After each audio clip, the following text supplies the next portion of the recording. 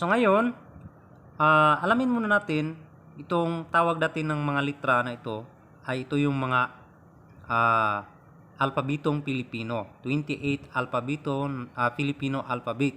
Okay? At 23 dito ay consonant.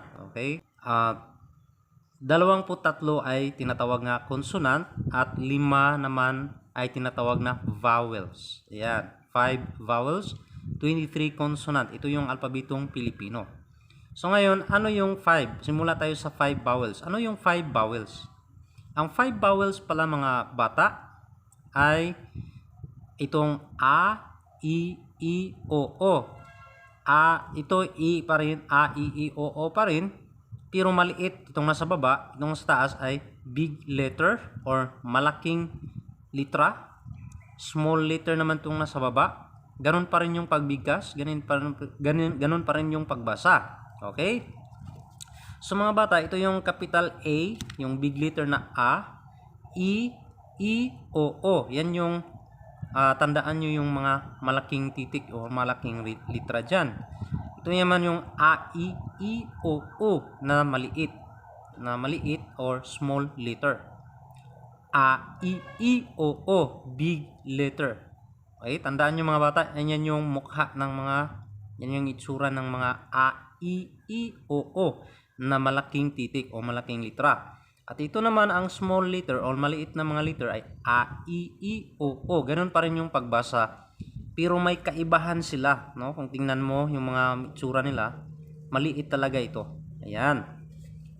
So ngayon, ang consonant naman, nandito yung consonant. Ayan, ito yung consonant na big letter, malaki, titik. At ito naman yung consonant na maliit. Ganun pa rin pagbasa. Okay?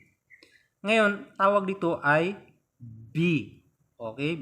Ba. Kung lagyan natin ng B, lagyan lang ng A para maging ba. Ganyan. Capital B, lagyan ng A, magiging ba. Yan. Ba na siya. So, para maging B ito, lagyan rin natin ng A. Yan. Okay, so B. Ganyan yun magsulat at magbasa. Babi. Okay? Ngayon, kung gusto natin medyo mas matigas yung tunog, yung B. Yan. Babi, B. Okay, so lagyan pa rin natin yung B na maliit or malaki. Pero madalas ginamit ito ng ang maliit. Kasi paano gamitin itong malaki? Itong malaking titik, ginagamit lang ito sa pangsimula ng magsulat ka ng pangalan o pangalan ng syudad, pangalan ng tao. Yan. At saka yung headlines o title ng tula o title ng awit, pwede ito puro big letter. Pero hindi ito madalas ginagamit yung big letter. Ito yung madalas ginagamit, itong small letter, itong maliit na titik, litra. Halimbawa, magsulat ka ng babae o bata, yan, maliit lang yan. Kasi one word lang yan, isang salita, yan lang. So ngayon, gawin natin matigas na ito, medyo malambot na B. B, medyo matigas siya. So, lagyan natin ng B. Ayan. So, paano maging bo? Maging bo ito, ayan, paglagyan natin ng O. Ayan, ganyan pagsulat. Madali lang mga bata, napakadali lang. Yung pinaka matigas na bu, B pa rin ang lagay natin. Tapos, ito yung lagay natin. Yan, bu. Ba, bi, bi, bu, bu. Maging ba siya pag lagyan natin ng A. B, lagyan ng E para maging B. B para maging B. O para maging bo. U para maging bu. Ayan. Kaya nang pagbasa dito kanina, A, I, O, O. Okay. Ba, bi, bi, bo, bo. Bakit naging ba, bi, bi, bo? Kasi ginagamit na ng B, B. Okay? B. Ito yung B. Ngayon, C. Itong C, pwede ito yung ka. Pwede siya gamitin sa ka. Lagyan natin ng A, ka. C, lagyan natin ng E, C.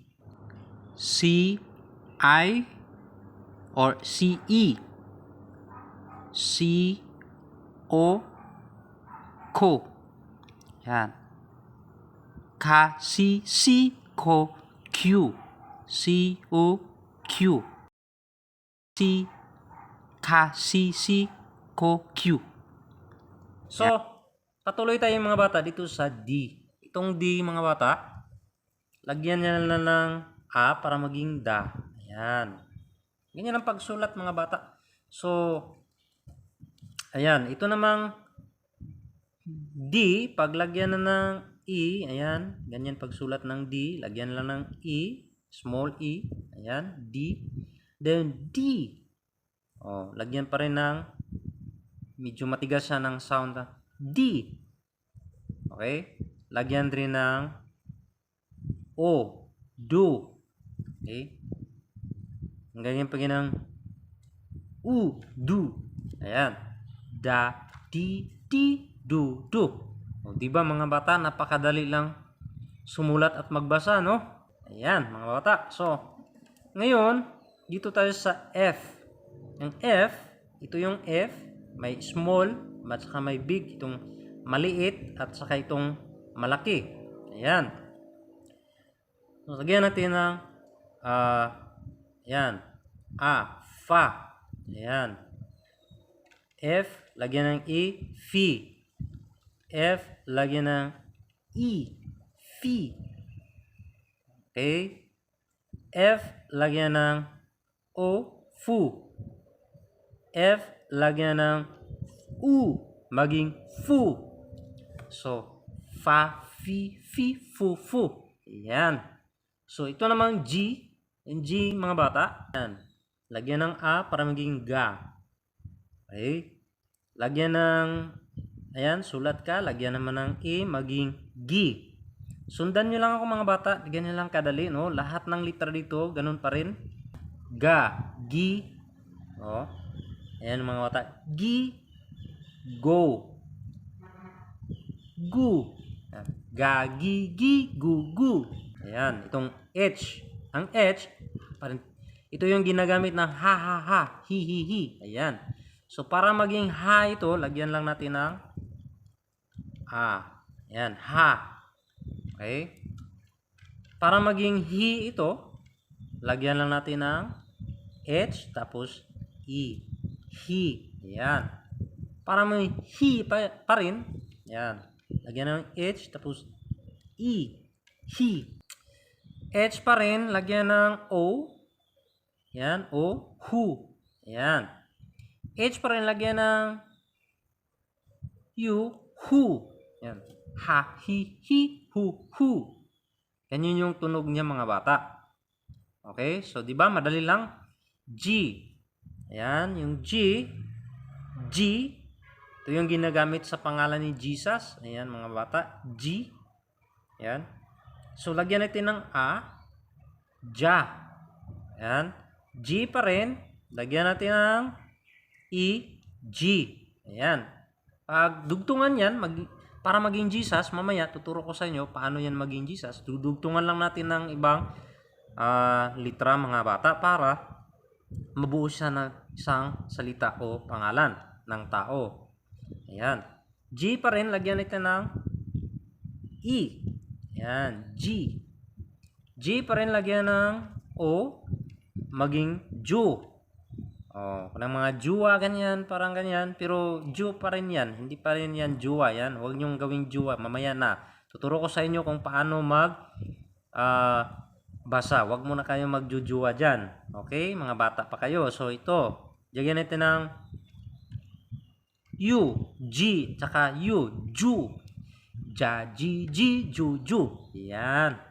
So, ito namang ki. Ki. Yan. Ki, lagyan ng A. Ka. Okay? Lagyan ng I. Ki. Ganun pa rin, ang ki, lagyan ng I. Ulit-ulitin nyo lang mga bata. Madali lang siyang matutunan. Okay? Ka, ki, ki. Yan. Ganun pa rin. Ku. Ano yan? Ku. Ayan. Ka, ki, ki, ku, ku. Ayan. So, L. Ito yung L. Yung small na L, yung maliit, saka malaking L. Ganito yung mukha ng malaking L. Ito naman yung mukha ng maliit na L. So, parang isang bandit lang. Yan. So, halimbawa, ito. Malaking L ang gagamitin natin. La. Okay. Pwedeng maliit. La. Yung maliit, ganyan lang. Li. Ayan. Li. Li pa rin. Li. Lu. Ayan. Lu. La, li, lu, lu. Ayan. M. Itong M, para ng tulad ng mama. Ayan, ma. Lagyan natin ng A. Ganyan. So, ang A pala mga bata, ganyan, pakasulat. Ganyan. Pwede rin ganyan. Pwede rin ganyan lang. Ayan. Pwede ganyan. Ayan. So, M, lagyan ng E, mi. Lagyan pa rin ng E, mi. Mami, mi. Mo. Ayan. Mu. Ayan. Mami, mi, mo. So, itong N, yung N mga bata, nanay. Na. No, so, lagyan natin ng N, saka A, maging na. Ayan. Na. Ni.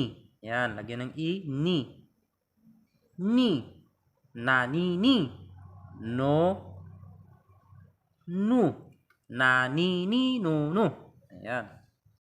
Okay, so P. Itong P, pa, gawin itang pa. Ayan, pa. P. Pu. Pa, pi, pu. Q.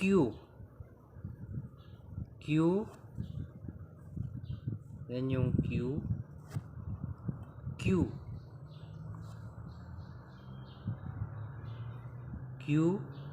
Kia.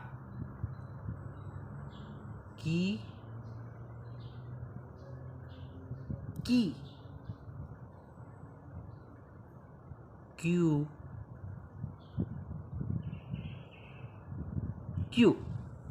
Kia. Q. R. Ra. Ri.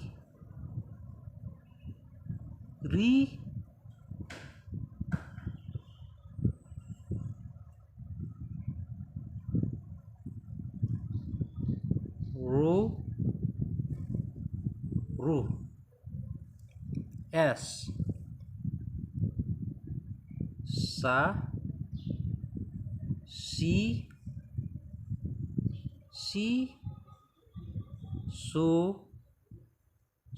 So ganyan lang kabilis, kadali magsulat mga bata, no? Madali lang tayong matuto. Panuorin niyo lang palagi, tapos gagayahin niyo lang. Kuha kayo ng papel at ballpen. So, T. Ta. Ti. Tu. Ta, ti, tu.